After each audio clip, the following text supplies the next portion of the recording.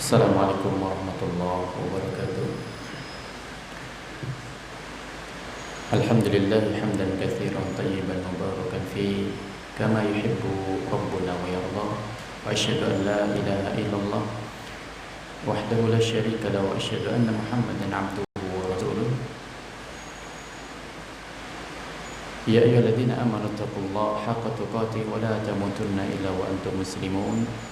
فإن أصدق الحديث كتاب الله وخير الهدي هدي محمد صلى الله عليه وسلم وشر الأمور محدثاتها فإن كل محدثة بدعة وكل بدعة ضلالة وكل ضلالة في النار. Ma'asyiral muslimat, semoga selalu dirahmati oleh Allah Subhanahu wa taala. Alhamdulillah, ya kita bersyukur kepada Allah Subhanahu wa taala. Sore hari ini kita masih diberikan kesempatan untuk belajar, untuk berta'allum, menambah ilmu kita, menambah pengetahuan kita. Dan insyaallah pada sore kali ini kita akan sedikit membahas pembahasan yang memang begitu penting, ya begitu urgen, terutama bagi kedua orang tua, yaitu tarbiyatul abna, itu pendidikan bagi seorang anak. Dan kita akan mengambil faidah dari sebuah kitab yang dikarang oleh Syekh Mustafa Al-Adawi yang berjudul Fiqhu Tarbiyatul Abna, dan kitab Tarbiyatul Aulad fil Islam yang dikarang oleh Syekh Dr. Abdullah bin Nasir Ulwan. Mudah-mudahan kita bisa mengambil ibrah atau faedah dari dua kitab ini yang berhubungan dengan tarbiyatul abna, yaitu pendidikan yang berhubungan dengan anak-anak. Semua orang tua menginginkan anaknya soleh dan solehah. Namun yang jadi pertanyaan adalah bagaimana menjadikan anak tersebut soleh dan solehah. Bagaimana mencetak generasi anak yang soleh dan solehah. Semua orang yang telah menikah dan memiliki anak pasti menginginkan anaknya soleh dan solehah, bermanfaat bagi kedua orang tuanya, bermanfaat untuk agamanya. Karena anak jadi penyebab bagi orang tua untuk mendapatkan manfaat lewat doa ataupun amalannya. Oleh karenanya, di antara amalan yang tidak akan pernah terputus walaupun sudah meninggal dunia, Nabi kita sallallahu alaihi wasallam menyampaikan dalam sebuah hadis dari sahabat Abu Hurairah yang diriwayatkan Imam Muslim, Nabi mengatakan, "Idza matal insan in qata'a 'amalu illa min thalath, min shadaqatin jariyah aw ilmin yuntafa'u bihi wa waladin salih yad'u lah." Kata Nabi sallallahu alaihi wasallam, apabila seorang meninggal dunia, maka terputuslah semua amalannya kecuali tiga perkara. Yang pertama sedekah jariyah. Kemudian yang kedua ilmu yang bermanfaat, yaitu ilmu yang memberikan manfaat bagi orang yang mempelajarinya. Kemudian yang ketiga adalah seorang anak yang soleh yang senantiasa mendoakan kedua orang tuanya. Hal ini menunjukkan bahwasanya ketika seorang anak itu sudah soleh ataupun solehah, maka niscaya anak tersebut akan mendoakan kedua orang tuanya. Dan bukan hanya doa dari seorang anak yang akan didapatkan oleh kedua orang tua, namun dari amalan-amalan yang dilakukan oleh si anak itu pun akan mengalir kepada orang tuanya. Karena orang tuanya lah yang mendidik dia, yang mengajarkan dia bagaimana tata cara sholat yang benar, bagaimana bacaan-bacaan di dalamnya. dan perkara-perkara yang lainnya, maka itu semua pun akan mengalir kepada kedua orang tuanya, karena orang tuanya merupakan sebab si anak bisa mengetahui hal tersebut. Karena orang tua menunjukkan kepada kebaikan, maka ia pun akan mendapatkan pahala sebagaimana orang yang melakukan kebaikan tersebut. Dari Aisyah radhiyallahu taala anha, Nabi kita sallallahu alaihi wasallam mengatakan, inna min atyabi ma akala rajul min kasbihi wa waladuhu min kasabihi, wa waladuhu min kasbihi. Kata Nabi SAW, sesungguhnya yang paling baik dari makanan seseorang adalah hasil jerih payahnya, hasil jerih payahnya sendiri. Wa waladuhu min kasbihi, dan anak juga merupakan hasil jerih payah orang tuanya. Jadi apa yang dilakukan oleh si anak, perbuatan yang baik yang dilakukan oleh seorang anak itu akan mengalir kepada kedua orang tua pahalanya, di samping mendapatkan doa dari anak yang soleh ataupun soleha tersebut. Dan ini merupakan dambaan atau keinginan semua orang tua ketika sudah memiliki anak, berharap mendapatkan anak yang soleh, anak yang solehah, karena ini merupakan pemedaraan yang begitu berharga baik di dunia maupun di akhirat. Kemudian Syekh Mustafa Al-Adawi semoga Allah Subhanahu wa taala merahmatinya, ada beberapa faktor. Ada beberapa faktor atau sebab atau kiat-kiat supaya kita bisa menjadikan anak tersebut soleh dan soleh. Yang pertama ada faktor yang paling utama, ada berdoa kepada Allah Subhanahu wa taala. Tanpa doa sangat tidak mungkin tujuan untuk mendapatkan anak soleh ataupun anak yang soleh terwujud, karena semua atas kehendak Allah Subhanahu wa taala. Setinggi apapun kedudukan kita atau setinggi apapun jabatan kita atau pengetahuan kita akan pendidikan anak, tanpa pertolongan dari Allah Subhanahu wa taala tentu hal tersebut tidak akan terwujud. Tidak akan bisa menjadikan anak soleh ataupun solehah. Karena Allah Subhanahu wa taala mengatakan, man yahdihillah fahuwal muhtadi wa may yudlil faulaika humul khasirun. Barang siapa yang diberikan hidayah oleh Allah, diberikan petunjuk oleh Allah Subhanahu wa taala, maka sesungguhnya ia telah mendapatkan petunjuk. Wa may yudlil faulaika humul khasirun, dan barang siapa yang disesatkan oleh Allah Subhanahu wa taala, sungguh ia merupakan orang-orang yang merugi. Oleh karenanya hidayah semua milik Allah Subhanahu wa taala. Petunjuk semuanya milik Allah Subhanahu wa taala. Tentunya kita memohon kepada Allah Subhanahu wa taala.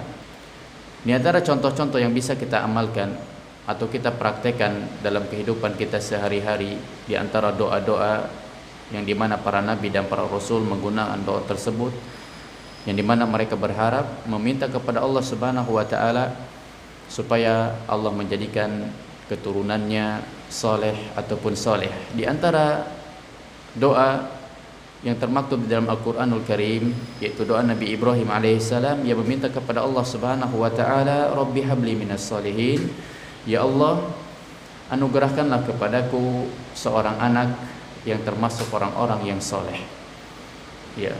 Kita bisa menggunakan doa ini sebagaimana Nabi Ibrahim memohon kepada Allah Subhanahu wa taala, Rabbi habli minas solihin, ya Allah, anugerahkanlah kepadaku keturunan atau anak yang soleh.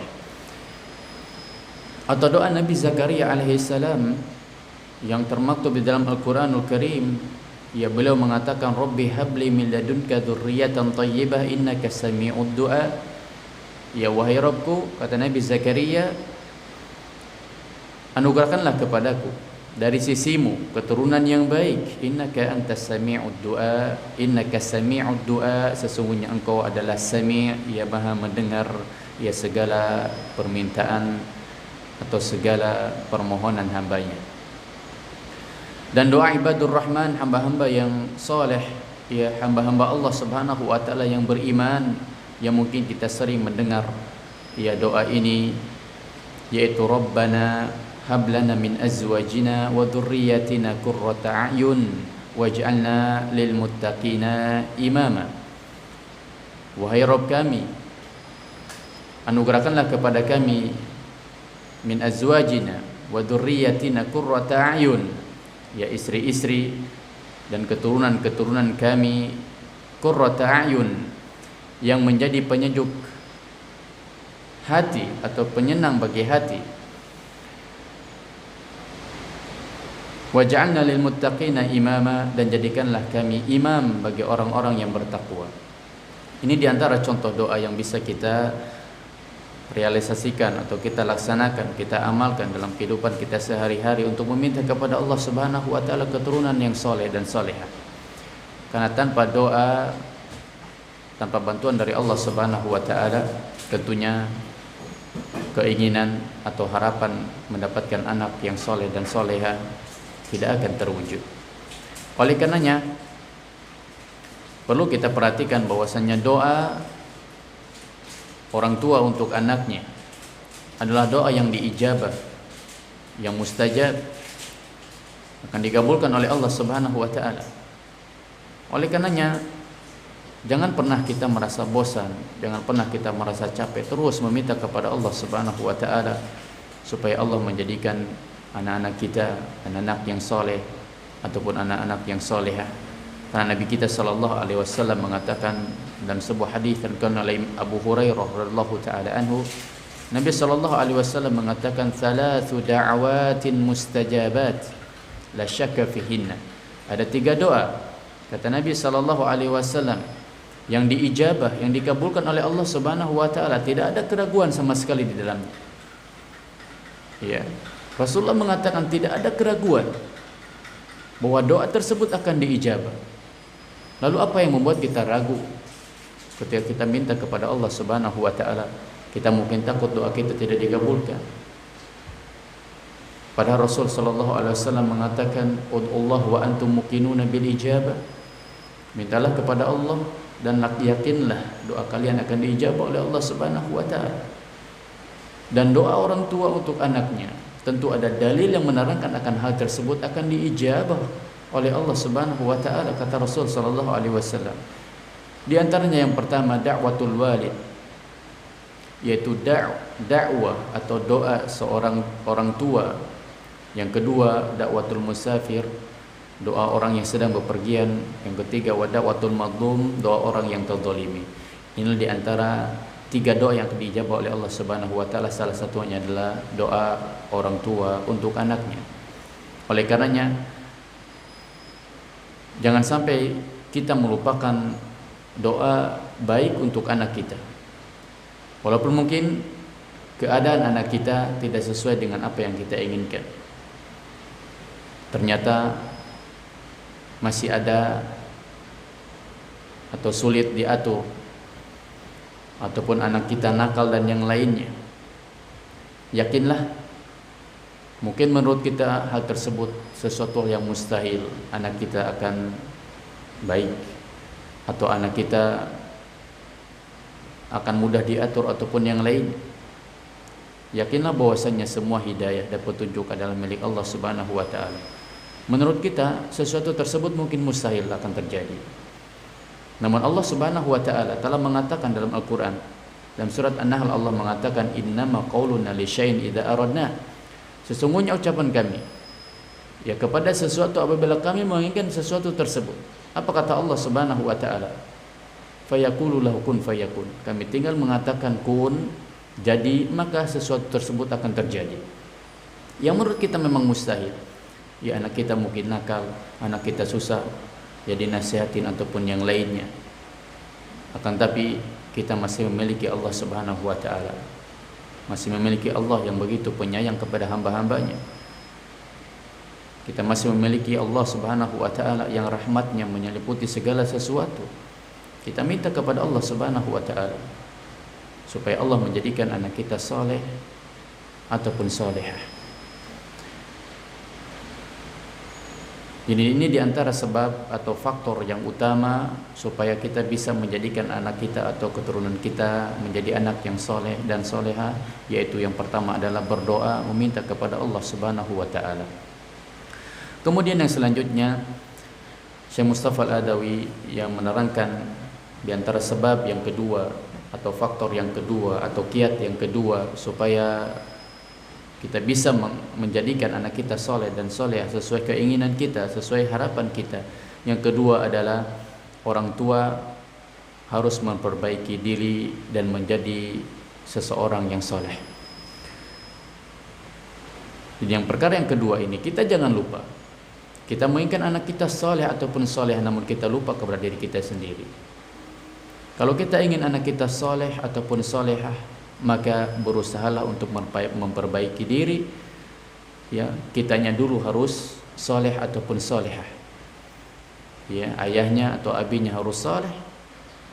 Ya, uminya atau ibunya juga harus solehah. Maka insya Allah akan lahir ya dari keduanya seorang anak yang soleh ataupun solehah. Karena seorang penyair mengatakan, faqitu syai' la yu'tih. Ya, sesuatu yang telah hilang atau tidak ada manfaatnya, maka tidak akan menghasilkan apa-apa. Kita ingin anak kita hafal Al-Quranul Karim, kita ingin anak kita menjaga sholat 5 waktu, atau menjaga sholat atau menambah sholat-sholat yang disunahkan, melakukan amalan-amalan yang lain, akan tapi kitanya tidak pernah melakukan hal tersebut. Maka tentunya apa yang kita inginkan tidak akan menghasilkan apa-apa. Kenapa? Ya, dikarenakan kita pun tidak melakukannya. Maka sesuatu yang telah hilang dari diri orang tua, di rumah tidak pernah membaca Al-Quranul Karim atau mengakhirkan waktu sholat, maka kita pun akan mendapatkan anak kita yang demikian. Ya, oleh karenanya para ulama, ya salaf terdahulu, yang mereka sangat antusias, yang menambah amalannya, menambah sholatnya. Untuk apa? Untuk memohon kepada Allah Subhanahu wa taala. Dengan itu Allah menjadikan anaknya soleh ataupun anaknya yang soleh.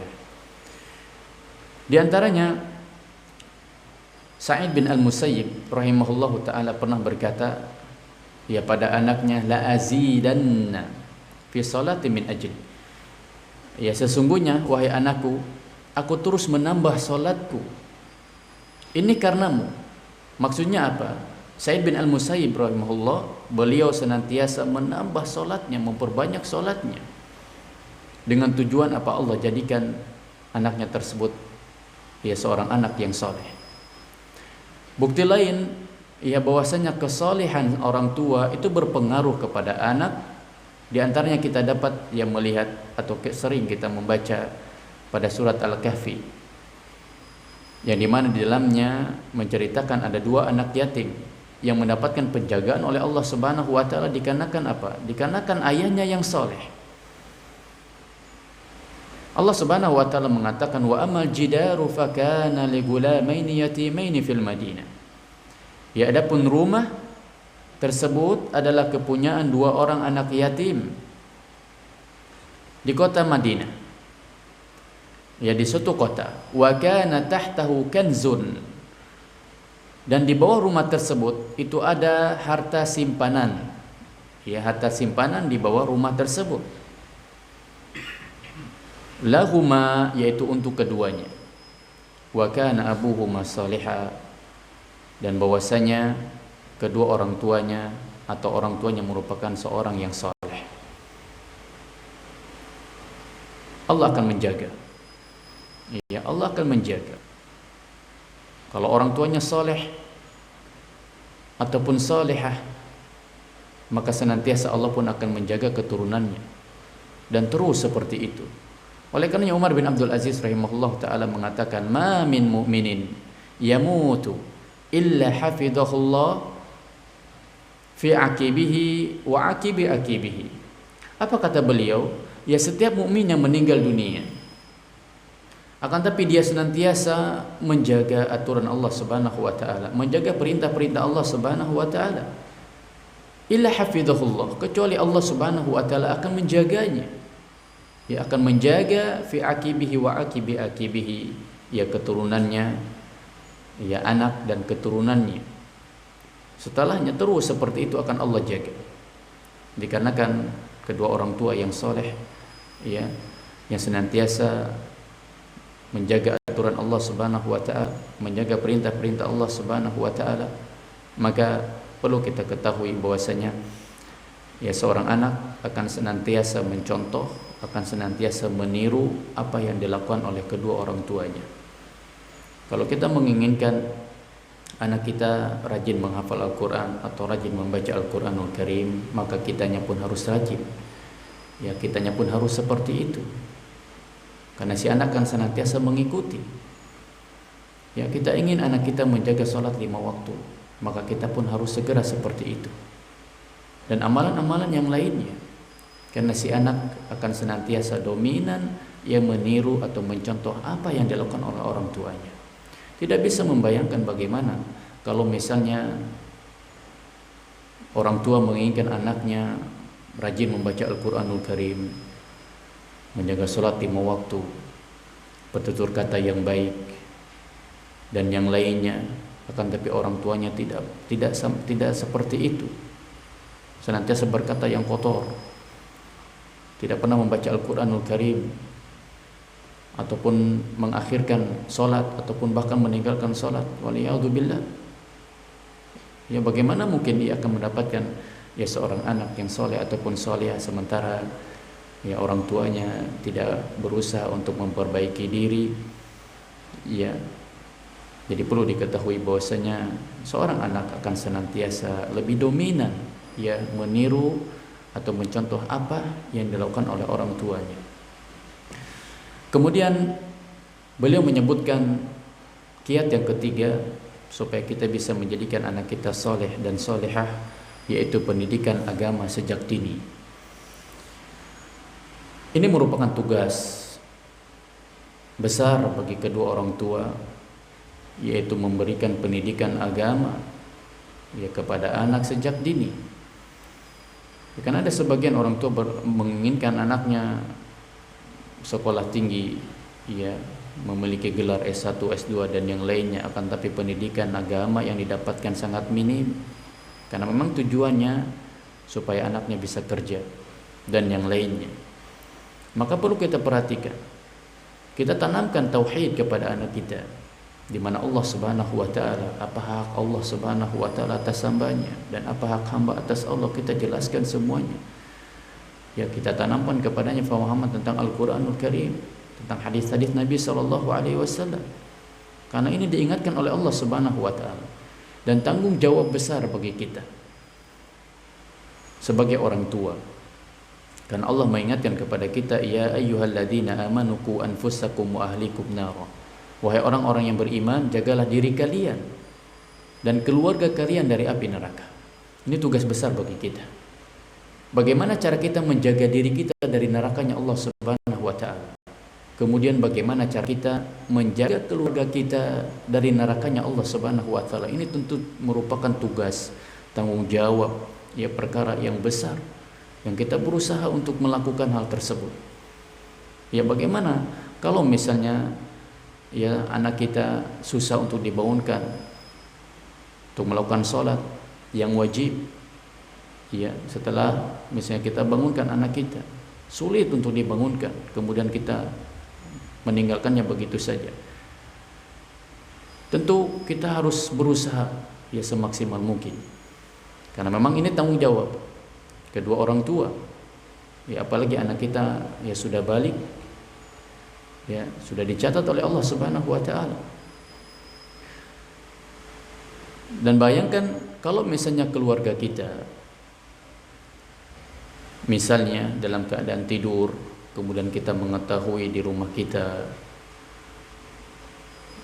ada hal-hal yang membahayakan mereka, tentu kita akan berusaha menyelamatkan mereka dan menyelamatkan keluarga dari api nerakanya Allah Subhanahu wa taala. Kita harus lebih ya berusaha lagi. Kalau masalah dunia saja kita berusaha menyelamatkan ya keluarga kita, lalu bagaimana dengan masalah akhirat, tentu kita harus lebih berusaha lagi menyelamatkan ya keluarga kita. Di antaranya adalah anak-anak. Oleh karena yang ayat ini ditafsirkan oleh Ali bin Abi Thalib. Beliau mengatakan yang dimaksud dengan ku anfusakum wa ahlikum nar, jagalah diri kalian dan keluarga kalian dari nerakanya Allah Subhanahu wa taala, maksudnya adalah adibuhum wa allimuhum. Apa kata Ali radhiyallahu taala anhu? Ajarilah kepada mereka adab, wa allimuhum, dan ajarilah kepada mereka tentang agama. Jadi memberikan pengajaran kepada mereka tentang adab dan memberikan pengajaran kepada mereka tentang agama. Kenapa di sini Ali radhiyallahu taala anhu lebih mendahulukan adab terlebih dahulu? Iya, Ali mengatakan adibuhum, ajarilah adab kepada mereka. Karena adab merupakan perkara yang penting. Ya, bahkan ulama-ulama terdahulu, ya di antaranya Abdullah ibn Mubarak, ia mengatakan ta'allamna al-adab 30 aman wa ta'allamna al-ilma 20. Kata Abdullah ibn Mubarak, beliau mengatakan kami belajar adab itu 30 tahun dan kami belajar ilmu hanya 20 tahun.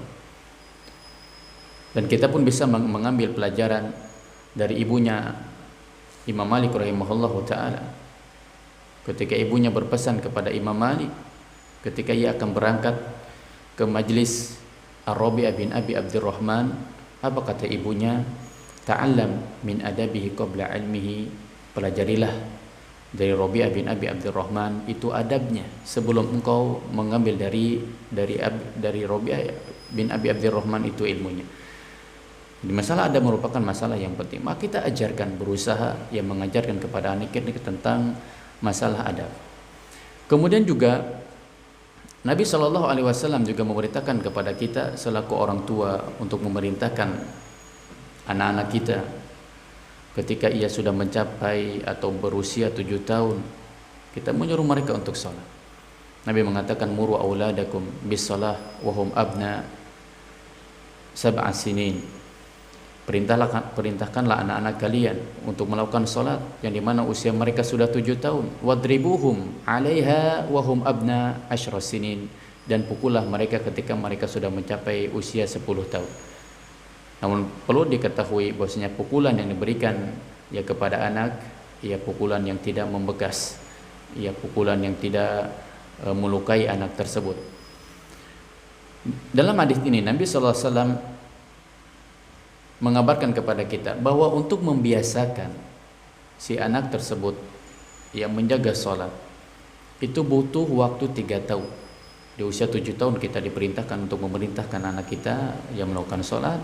Kemudian di usia 10 tahun kita diperintahkan untuk lebih keras lagi menyuruh ya anak-anak kita untuk melakukan sholat. 7 ya sampai 10 tahun di sini adalah merupakan waktu pembiasaan. Itu 3 tahunan untuk membiasakan si anak menjaga sholat. Mungkin sebagian kita merasakan kok anak-anak kita sulit untuk melakukan sholat, apalagi dalam usia balik. Kenapa? Karena mungkin kita melewatkan waktu yang begitu berharga, waktu keemasan yang dimana menjadikan si anak tersebut rajin atau menjaga sholat 5 waktu. Karena mungkin di sebagian kita sudah melewati batas usianya, sudah melewati ya usia 7 tahun, kita masih bersantai-santai misalnya, ya sudah biarkan saja. Ya, di usia 8 tahun juga begitu, 9 tahun juga begitu, 10 tahun juga masih kita biarkan. Tentu kita melewati waktu keemasan untuk menjadikan si anak ya senantiasa menjaga sholat 5 waktu. Dan itulah usia-usia di mana untuk menjadikan pembiasaan si anak menjaga sholat 5 waktu, yaitu usia 7 tahun ya sampai usia 10 tahun. Kemudian juga kita ya berusaha mengajarkan kepada anak tentang masalah adab makan. Ya mungkin ini yang merupakan perkara atau sebagian orang tua menganggap ini perkara yang sepele. Kita ajarkan ya pendidikan sejak dini kepada anak kita. Walaupun masalah makan, ya ada makan kita ajarkan kepada anak kita. Ya, bagaimana Nabi kita sallallahu alaihi wasallam mendidik ya Umar bin Abi Salamah yang berhubungan dengan adab makan, sehingga beliau mengatakan kepada Umar bin Abi Salamah, "Ya ghulam samillah, wa qul bi yaminik wa qul mimma yalik." Ya wahai anak kecil, ya sebutlah nama Allah Subhanahu wa taala. Wa qul bi yaminik, dan makanlah engkau dengan tangan kananmu. Wa qul mimma yalik, ya dan makanlah apa yang dekat denganmu. Ini pengajaran. Ya, pengajaran yang harus kita tanamkan kepada anak kita sejak dini. Ya, kemudian setelah makan, ya kita ajarkan doa setelah makan ya kepada anak kita, dan faedah yang akan didapatkan atau pahala yang dia akan didapatkan luar biasa. Ya, kata Nabi sallallahu alaihi wasallam, barang siapa yang mengatakan setelah makan alhamdulillahilladzi, ya mengucapkan alhamdulillah, at'amani hadza wa razaqani min ghairi haulin minni wala quwwah, ya mengucapkan doa seperti itu, maka apa yang akan didapatkan? Ghufirallahu ma taqaddama min dzanbi, ya akan diampuni dosa-dosanya oleh Allah Subhanahu wa taala. Siapa yang tidak bahagia?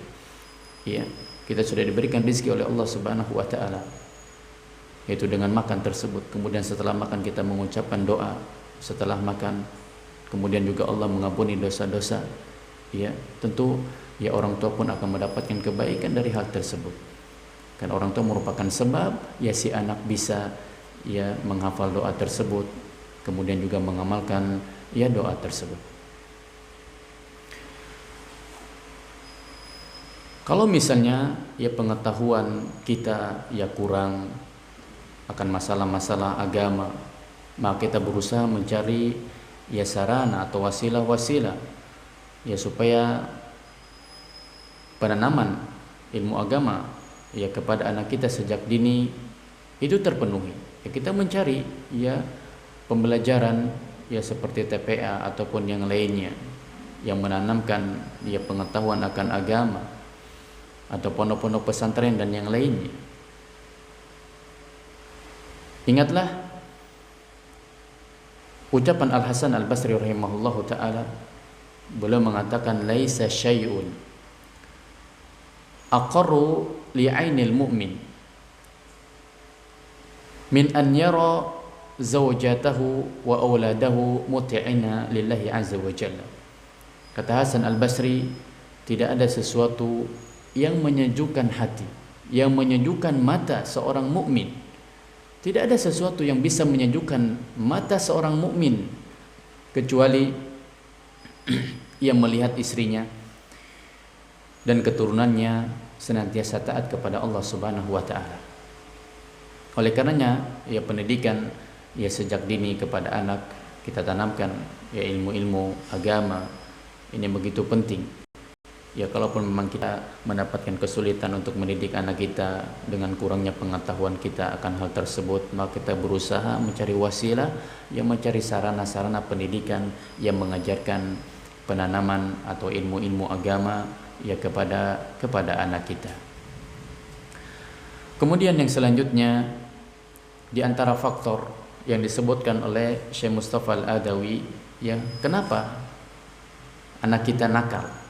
Ya di antara faktor nakalnya anak, ya mungkin kita mendapatkan atau memiliki anak yang nakal, ya susah untuk diberitahu, susah untuk dinasihatin dan yang lain. Ini ada beberapa faktor yang disebutkan oleh Syekh Mustafa Al-Adawi. Ya di antara yang pertama, di antara faktor yang pertama adalah orang tua jauh dari agama Allah Subhanahu wa taala. Perlu diingat. Ya, ketika kita mendapatkan anak kita nakal, berarti apa yang harus kita lihat pada diri kita? Ya, apakah kita senantiasa melalaikan sholat, senantiasa melalaikan perintah-perintah Allah Subhanahu wa taala, jauh dari Allah Subhanahu wa taala? Maka ini perlu kita renungkan. Ya, kenapa anak kita menjadi nakal? Itu sebab ya kedua orang tuanya jauh dari agama Allah Subhanahu wa taala. Kemudian faktor yang selanjutnya yang disebutkan oleh Syekh Mustafa Al-Adawi, beliau mengatakan yang kedua di antara faktor kenapa anak tersebut nakal, yang kedua adalah lingkungan dan teman yang buruk.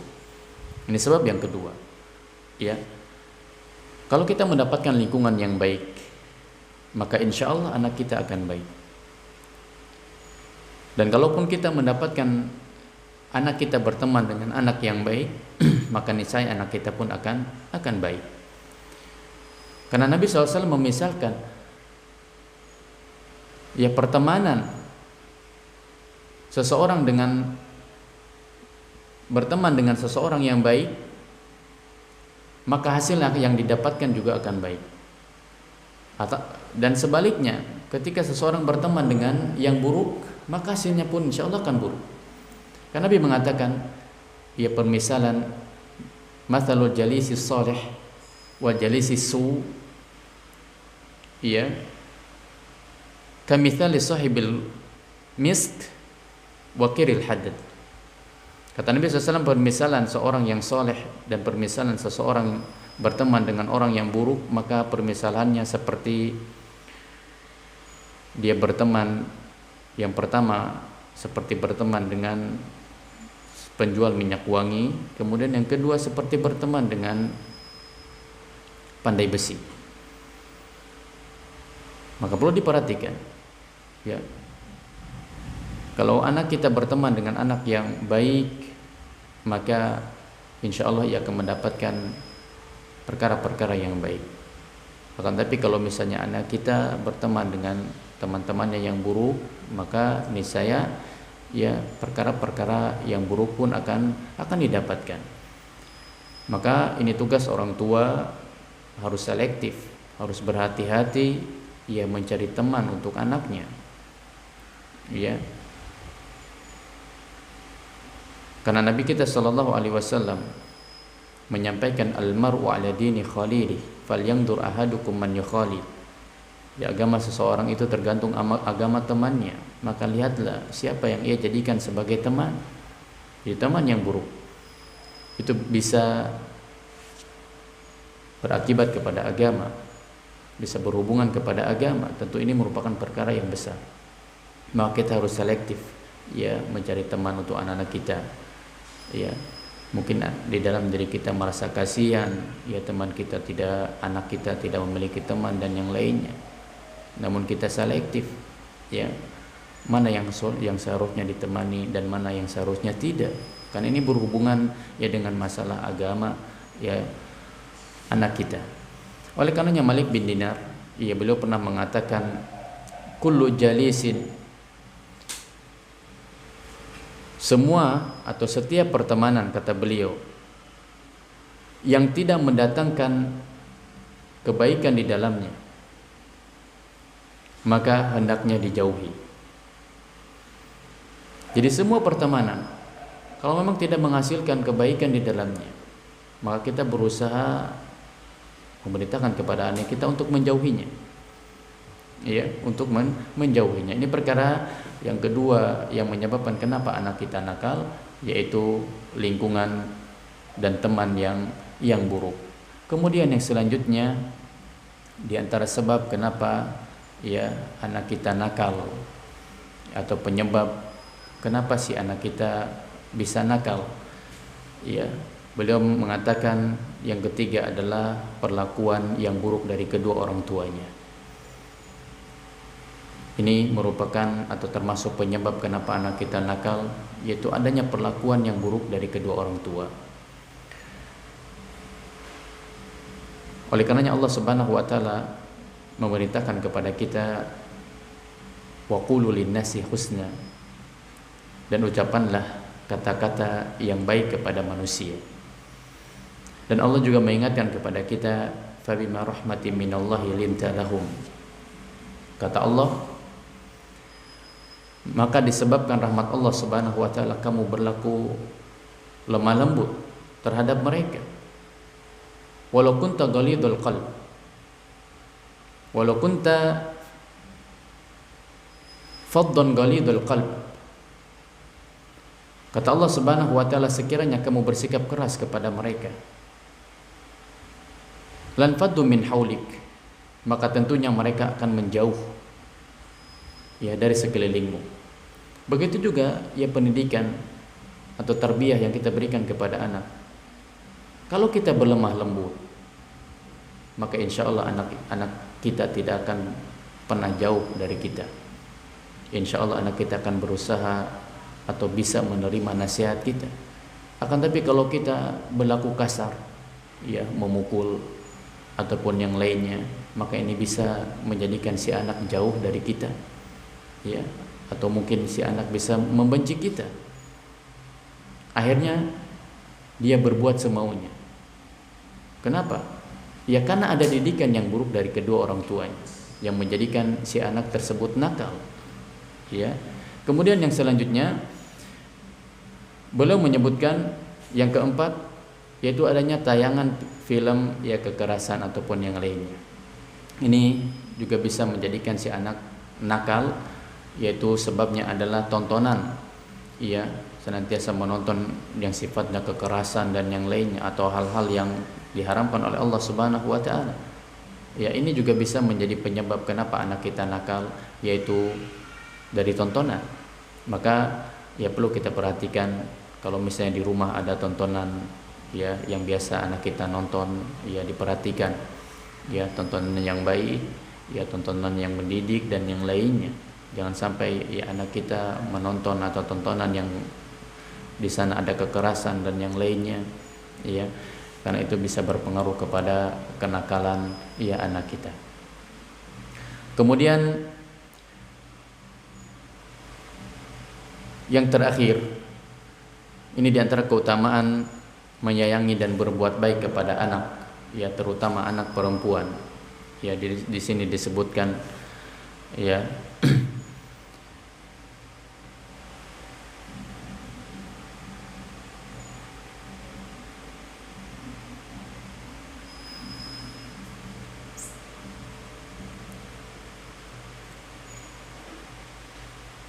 Aisyah radhiyallahu taala anha menceritakan ya bahwasanya pernah datang kepadanya seorang ibu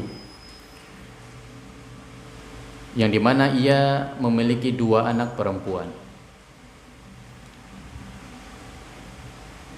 Kemudian ibunya tersebut meminta sesuatu kepada Aisyah radhiyallahu taala anha. Dan Aisyah di rumahnya ketika itu hanya memiliki 1 butir kurma.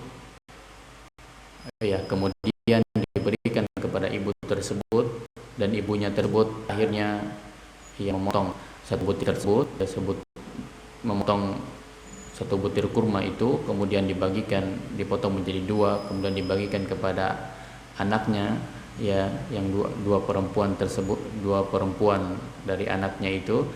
Ya kemudian ibunya hanya bisa ya melihat ya dan tersenyum walaupun ibunya dalam keadaan lapar, ya namun ia lebih mendahulukan anaknya. Akhirnya hal ini diceritakan oleh Aisyah kepada Nabi sallallahu alaihi wasallam. Kemudian Nabi mengatakan, "Man ibtala minal banat bi syai'in fa ahsana ilaihinna kunna lahu sitran minan nar." Hanya Nabi sallallahu alaihi wasallam mengatakan, barang siapa yang diuji ya oleh anak perempuan dengan sesuatu, akan tapi dia memperlakukan anak perempuan tersebut dengan baik, maka ini bisa menjadi ya penghalang baginya dari api neraka.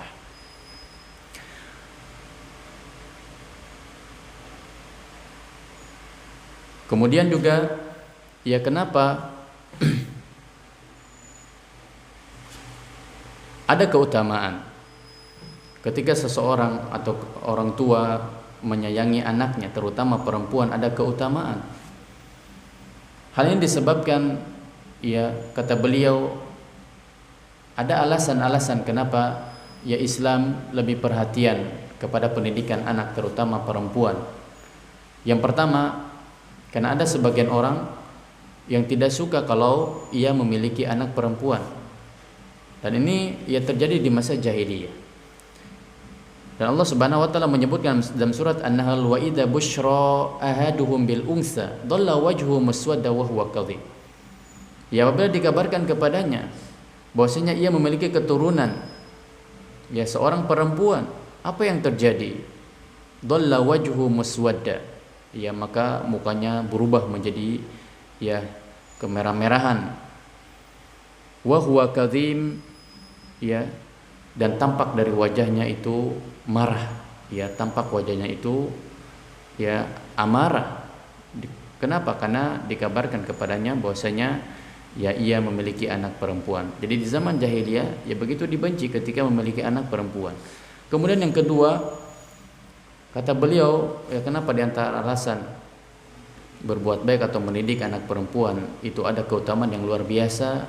Yang kedua, kata beliau, nafkah yang diberikan kepada anak perempuan ya lebih banyak ya dibandingkan laki-laki.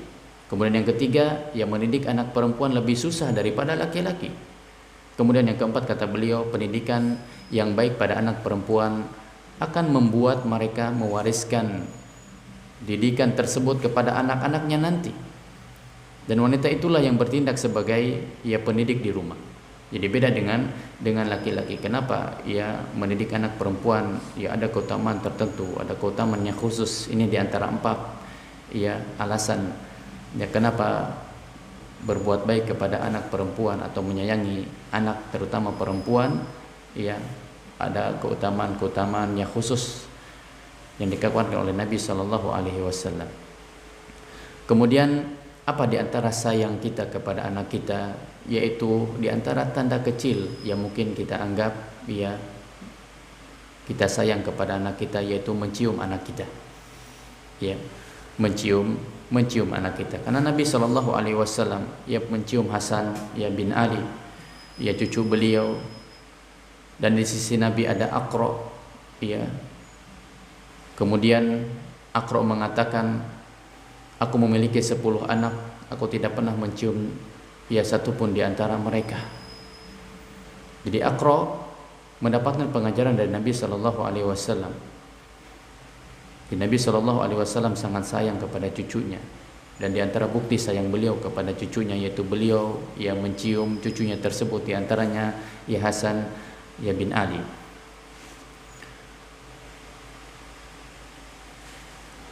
Jadi di antara bukti kecil atau di antara bukti tanda sayang orang tua kepada anaknya yaitu senantiasa mencium anaknya. Ya, dan ini termasuk ya sunnah Nabi kita Shallallahu Alaihi Wasallam, kebiasaan Nabi kita Shallallahu Alaihi Wasallam. Ya, sangat sayang kepada anak kecil dan mencium ya anak-anak kecil tersebut. Kemudian juga ya di antara bukti atau teladan Nabi kita Shallallahu Alaihi Wasallam yaitu ketika Al Hasan menaiki pundak beliau, yang dimana beliau dalam keadaan sujud. Kemudian beliau memperlama sujudnya sehingga para sahabat mengatakan, hadhihi sajdatun. Apakah ini sujud? Kata para sahabat, yang menjadikan Nabi Shallallahu Alaihi Wasallam sujud lama ini, apakah terjadi perkara atau terjadi sesuatu atau telah turun wahyu kepadanya? Maka Nabi Shallallahu Alaihi Wasallam mengatakan, dzalika lam yakun. Itu tidaklah terjadi. Ya, tidak ada perkara yang datang kepada Nabi Shallallahu Alaihi Wasallam ataupun turun wahyu kepada Nabi Shallallahu Alaihi Wasallam. Ya, walakin ibni irtahalani, akan tetapi Hasan yaitu cucunya ya sedang menaiki pundak beliau. Ya, fakaritu an ajalahu hatta yaqdi hajatahu. Kata Nabi Shallallahu Alaihi Wasallam, ya aku sangat takut ya kalau hati Hasan ini tersakiti atau tersinggung dan yang lainnya sampai ia menyelesaikan hajatnya. Ya, jadi sampai dia kenyang bermain di atas pundak Nabi Shallallahu Alaihi Wasallam. Ya, Nabi menginginkan seperti itu. Maka inilah di antara teladan ya atau contoh yang dilakukan oleh Nabi kita Shallallahu Alaihi Wasallam. Walaupun kita dalam keadaan sholat, anak kita sedang bermain ya di pundak kita ataupun di punggung kita, maka kita menunggu ya selesai ya anak kita bermain dan yang lainnya. Dan ini pernah terjadi atau dilakukan oleh Nabi kita Shallallahu Alaihi Wasallam, dan ini keteladanan yang perlu kita contoh ya adanya kasih sayang yang diberikan ya oleh orang tua kepada anaknya, itu dengan mencium ya anaknya tersebut, atau perlakuan yang lain yang menunjukkan adanya kasih sayang di dalamnya. So, mungkin ini yang bisa disampaikan, yang mudah-mudahan yang sedikit ini bermanfaat. Allahumma alimna ma 'allamtana wa 'allimna ma yanfa'una wa zidna ilman. Subhanakallahumma bihamdik asyhadu an la ilaha illa anta astaghfiruka wa atubu ilaik. Assalamualaikum warahmatullahi wabarakatuh.